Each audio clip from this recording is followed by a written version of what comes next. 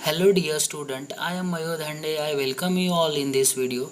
Last video में हमने circular motion and centripetal force के बारे में पढ़ा था। इस वीडियो में हम केपलर्स के लॉस के बारे में पढ़ेंगे। केपलर्स ये ऐसे साइंटिस्ट थे जिन्होंने हमें प्लानिटरी मोशंस के बारे में बताया। केपलर्स ने ऑलरेडी इन लॉ को डिराइव किया था। सर आइजैक न्यूटन ने अपनी थ्योरी ऑफ ग्रेविटी के साथ केपलर्स के लॉ को मैथमेटिकली डिराइव किया था। उन्होंने अपने बुक्स प्रिंसिपिया में इसका जिक्र किया है। जो केपलर्स थे उन्होंने इस लॉ को 1609 एंड 1619 के बीच में डिराइव किया था। इसी को हम Kepler's law of planetary motion कहते हैं। उन्होंने हमें 3 लॉस के बारे में बताया था और उन्होंने ये बताया था कि सन के अराउंड प्लैनेट्स क्या करते हैं, रिवॉल्व करते हैं। हमें पता है, हमने लोअर स्टैंडर्ड में पढ़ा है कि सन के अराउंड जो प्लैनेट्स होते हैं वो इलिप्टिकल ऑर्बिट में रिवॉल्व करते हैं। उसी को हम क्या कहते हैं, इलिप्स कहते हैं। यहाँ पर आप देखोगे अर्थ सन के अराउंड इलिप्टिकल ऑर्बिट में रिवॉल्व कर रहा है। अभी इस इलिप्स को हम किस तरह से फॉर्म कर सकते हैं। इलिप्स को फॉर्म करने के लिए मुझे क्या करना पड़ेगा, एक कोन को कंसिडर करना पड़ेगा और उस कोन को अगर मैं इंक्लाइंड प्लेन से अगर कट करता हूँ तो इंक्लाइंड प्लेन से कट करने के बाद वहाँ पर क्या फॉर्म होगा, एक इलिप्स फॉर्म होगा। इलिप्स फॉर्म होने के बाद इलिप्स के 2 फोकस होते हैं। इसे एक को हम F1 नाम देंगे एंड सेकेंड को हम F2 नाम देंगे। अगर दोनों एक साथ हो तो उसे क्या बोलते हैं, फोकाई बोलते हैं। अगर मुझे सेपरेट में F1 या F2 अगर नाम देना है तो उसे क्या बोलेंगे, फोकस। उसी तरह से जो लॉन्गेस्ट डिस्टेंस जो कवर करेगा उसे बोलते हैं मेजर एक्सिस, और जो शॉर्टेस्ट डिस्टेंस होता है इलिप्स का उसे बोलते हैं हम minor axis. After understanding ellipse, let's start Kepler's first law. Kepler's के फर्स्ट लॉ में केपलर्स ने कहा था the orbit of a planet is an ellipse with the sun at one of the foci. इसको हम किस तरह से समझ सकते हैं, जो प्लैनेट्स होते हैं वो सन के अराउंड इलिप्टिकल ऑर्बिट में रिवॉल्व करते हैं और सन क्या होगा, किसी भी एक फोकाई के ऊपर प्रेजेंट होगा। इसी को सिंपल लैंग्वेज में समझते, all planets move around the sun in an elliptical path.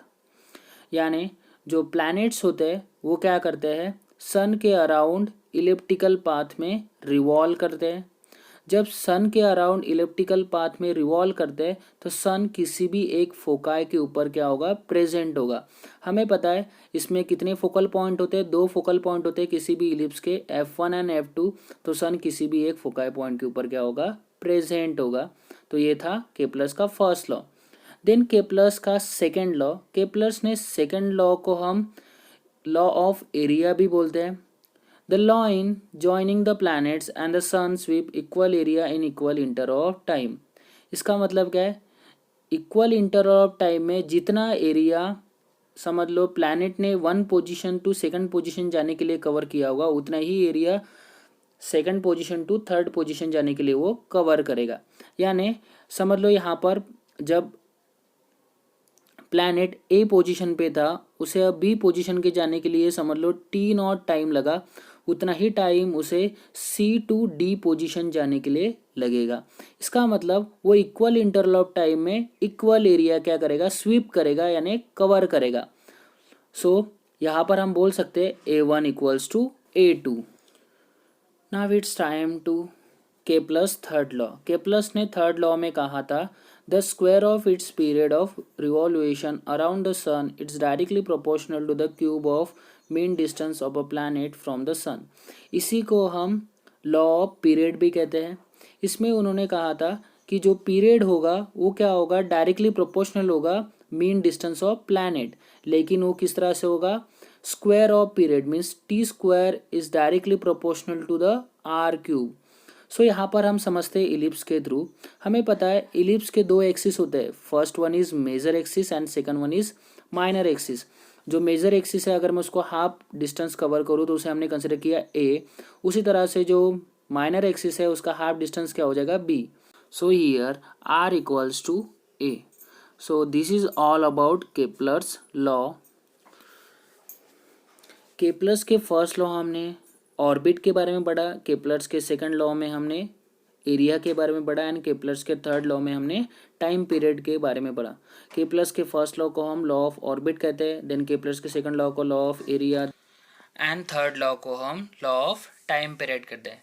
Next video में हम Newton's universal law of gravitation के बारे में पढ़ेंगे। आई होप आपको ये वीडियो समझ में आया होगा, क्योंकि हमें अगर नेक्स्ट टॉपिक पढ़ना है तो इस टॉपिक की ज़रूर हमें हेल्प होगी to understand Newton's universal law of gravitation. Thank you for watching my video.